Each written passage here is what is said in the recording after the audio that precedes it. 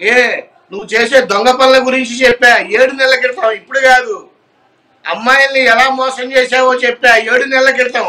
నీ అంగాన్ని తీయించుకుని ఎలా తీయించుకున్నావో చెప్పా 2 నెలల క్రితం. నీ కథ అంతా తెలుసు, నీ స్టోరీ అంతా తెలుసు. సిగ్గు లేకుండా ఇష్టం వచ్చినట్టు దున్నపోతు తిరిగినట్టు తిరుగుతున్నావే. అసలు నిన్ను కాదురా అనాల్సింది. ఇన్ని నెలల పాటు పోలీసు వారు నీ గురించి యాక్షన్ తీసుకోకుండా ఉన్నారే, వాళ్ళని తప్పు పట్టాలి. ఇప్పుడు వర్షిణిని తీసుకెళ్ళావు, నువ్వు తీసుకెళ్ళావా, ఆ అమ్మాయి వచ్చిందా తర్వాత విషయం. స్పెరంతో మీరు పిల్లల్ని కంటారా? సిగ్గుందా అమ్మాయికి? అమ్మాయి కడుపు తినేది అన్నమేనా? ఇద్దరు ఏమన్నా తోడు దొంగలా? ఇద్దరు కలిసి నాటకం ఆడుతున్నారా? డబ్బుల కోసం ఏమన్నా వేషాలు వేస్తున్నారా? వాడి దగ్గర డబ్బు ఉందని వెళ్ళిందా? లేదు, మామూలుగానే వెళ్ళింది. ఏం చూసి వెళ్ళింది? నీలో ఉన్న జెన్యూనిటీ ఆ వర్షిణి అనే దాన్ని పాపించే దానికి చెప్పమనండి నాకు. ఏం జెన్యూనిటీ కనపడిందో? మీ ఇద్దరి పెళ్లి జరిగిందా? పెళ్లి చట్టబద్ధమా? ఎవరు చెప్పారు? పెళ్లిలో చదివిన మంత్రాలు పెళ్లి మంత్రాలేనా అవి? నీ చుట్టూ ఏదో నలుగురు సాధువులుంటే వాళ్ళని చూసి మేము భయపడిపోతామా? రే, నువ్వు ఏ స్టేట్లో ఉన్నా, ఏ ప్రాంతంలో ఉన్నా అక్కడ కూడా మా మనుషులు ఉంటారు. నువ్వేదో పెద్ద తురుము కాటు అని మాట్లాడుకోబాక. నీకు ఏమీ లేదు. నా కొడక, నిజంగా ఈ చట్ట వ్యవస్థలు గనక లేకపోయి ఉంటే నడి రోడ్డు మీద చిటి పేర్చి నిన్ను సజీవ దహనం చేసేవాళ్ళం. నువ్వు ఆత్మార్పణ చేసుకోకర్లా. ఒకసారి అడుగు పెట్టి చూడు. ఇప్పుడు భయం వేస్తుందా? ఇటు పక్క రాను అని చెప్తున్నావు. నువ్వు రాకపోయినా నీ తోలు తీస్తారు. నెక్స్ట్ కమింగ్ టు రాధికా గారి పాయింట్ అమ్మ. ఆవిడెవరో అడ్వకేట్ గారు. ఆవిడ ఎందుకు కేసు పెట్టింది? ఒక ప్రశ్న. ఎవిడెన్స్లు ఏమి ఇచ్చింది? రెండో ప్రశ్న. ఆ వీడియో చూసి వీడు పెళ్లి చేసుకున్నాడు. ఇక్కడ పాయింట్ ఏంటంటే ఆవిడకి ఎవిడెన్స్లు ఉన్నాయా లేదా అనేటువంటిది పెద్ద డౌట్ నాకు. ఎందుకంటున్నానంటే ఈ మాట, నాకు తాళి కట్టాడు, తాళి వాడే తీసుకెళ్ళిపోయాడు. తాళి కట్టడం ఏంటి, వాడు తీసుకెళ్ళటం ఏంటి, ఈవిడ మీడియా ముందు మాట్లాడటం ఏంటి, చాటింగ్ చేసే లిస్ట్ ఉంది. అయితే ఏంటి, దానివల్ల ఏం కేసు బుక్ అవుతుంది? డబ్బులు ఇచ్చింది ఉంది. అయితే ఏంటి, దానివల్ల ఏం కేసు బుక్ అవుతుంది? చీటింగ్ కేసు బుక్ అవుతుంది. మీరు అడ్వకేటే కదా, ఆవిడ కూడా ఆ మాత్రం జ్ఞానం లేదా ఆవిడికి? జ్ఞానం లేకుండానే తాళి కట్టించేసుకుందా? ఆవిడికి కూడా ఏదో స్వార్థం ఉండబట్టే వీటితో నాటకాలాడింది.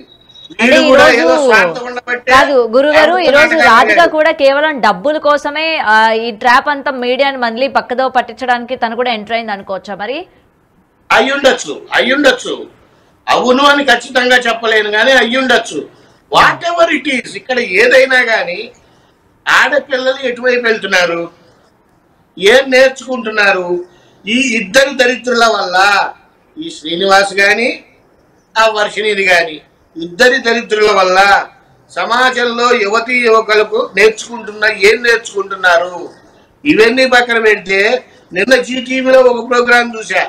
ఆయన ఎవరో బ్రాహ్మణ పరిషత్ అధ్యక్షుడంట, మురళీకృష్ణ శర్మ. వాడికి బుద్ధి ఉందా? బుద్ధి లేదా? నగ్న పూజలు ఎలా చేస్తారు, యోని పూజలు ఎలా చేస్తారు? అఘోరా సూపరు. వాడు 2వ క్లాస్ వ్యాస్ అయ్యాడు. అసలు వీడికి అఘోరాల గురించి ఏం తెలుసు? నగ్న పూజలు యోని పూజల గురించి మీడియాలో మాట్లాడతావా? ఇలాంటి వాళ్ళని మీడియాలో కూర్చోబెడతారా? బ్రాహ్మణ పుడగట్ట పుట్టావు. అసలు బ్రాహ్మణికి అధ్యక్షుడిగా నువ్వు ఎట్లా ఎన్నుకున్నారు? నిన్ను మాట్లాడేటప్పుడు భాష ముఖ్యం. ఏదొస్తే అది మాట్లాడేటమైనా మీడియాలో కనపడితే కాసేపు రష్మిక మందానా అంటావు, కాసేపు ఎన్టీ రామారావు అంటావు. నీకు అంతగా వాడి ఇష్టమైతే వాడి మోకాళ్ళకి దండం పెట్టుకో, మాకు అభ్యంతరంలా. పిచ్చి పిచ్చి మాటలు మీడియాలో మాట్లాడబాక. అర్థమైందా? ఇప్పటికైనా తల్లిదండ్రులు. గురుగారు ఏదైతే మీరు కృష్ణ శర్మ ఈ విధంగా మాట్లాడాడు, ముఖ్యంగా అటు యోని పూజలని వాటి గురించి ఎక్స్ప్లెనేషన్ ఇచ్చారో, అలాగే శ్రీనివాస్ గురించి కూడా కొన్ని చెప్పడం జరిగింది. తను ఈ అమ్మాయితోని ఫిజికల్గా ఉన్నాడు, ఫిజికల్గా కలిశాడు అని చెప్పి కూడా కొన్ని మీడియా ముఖంగా కూడా చెప్పడం జరిగింది. వీటిని మీరు సమర్థిస్తారా తను చెప్పిన మాటల్ని? అమ్మ, వాడికి అంగం లేనప్పుడు ఫిజికల్ గా ఎలా కలుస్తాడు అంటే, వాడు కలిశాడు అని చెబితే వాడు అంగాన్ని కట్ చేయించుకోకుండా ఉండాలి. రైట్? కట్ చేయించుకున్న తర్వాత సర్టిఫికెట్ కూడా ఉంది. ఇక్కడ ఇంకా గొప్ప విషయం ఏంటంటే, వాడి ఆధార్ కార్డు ఉంటే ప్లే చేయండి. ఎందుకన్నానంటే ఈ మాట, వాడు సర్జరీ చేయించుకుంది 2024లో. ఓకే. వాడి ఆధార్ కార్డులో ఫిమేల్ అని రాసింది. అంటే 2024లోనే ఆధార్ కార్డు తీసుకున్నావా నువ్వు? ఎలా మోసం చేస్తావు జనాన్ని? ఆధార్ కార్డు ఇచ్చిన వాళ్ళు ఎలా ఇచ్చారు నీకు? సరే, అంతకు ముందే ఆధార్ కార్డు ఉంటే శివ, విష్ణు, బ్రహ్మ, అల్లూరి అంటే శివుడికి, బ్రహ్మకి, విష్ణువుకి నీ ఇంటి పేరుతో ఏంట్రా సంబంధం? గాలిముండా కొడక, నువ్వు అఘోర దీక్ష తీసుకున్నావా? నీకు అఘోర మంత్రాలు వచ్చా? ఒక్క మంత్రం రాదు నీకు. ఓపెన్ ఛాలెంజ్, శుక్లాంబరదనం విష్ణు చెప్పు. ఏమీ రాదు. జీరో నాలెడ్జ్ వాడికి. వాడిని మీరంతా కలిసి హైప్ చేశారు. మేకై కూర్చున్నాడు. ఇప్పుడు ఈ మేకుని భూమిలో తెక్కుకొట్టాలి. దానికోసం డిపార్ట్మెంట్ వాళ్ళు వెళ్ళారు. నువ్వు ఎక్కడున్నా పట్టుకుంటారు.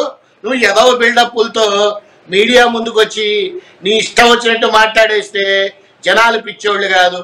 హ్యాపీగా ఆత్మార్పణం చేసుకుంటానన్నది లైవ్ పెడతా అన్నావు కదా, పెట్టు. హ్యాపీగా చూసి సంతోషిస్తాం. మా అందరికన్నా సంతోషపడేది అవి దిక్కుమాలం ఉండా కొడక నీ తల్లిదండ్రులే.